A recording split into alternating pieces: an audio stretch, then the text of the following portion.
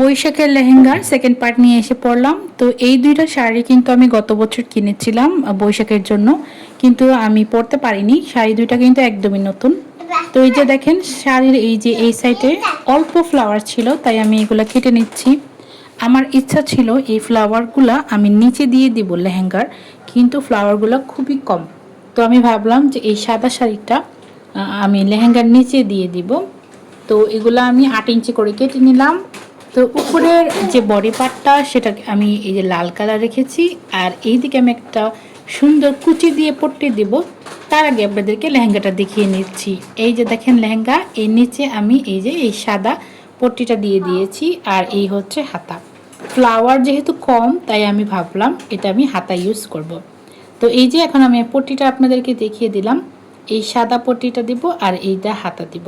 তো এটার final look দেখতে আমি এখনই দেখিয়ে দিচ্ছি আপনাদেরকে এটার ফাইনাল লুক।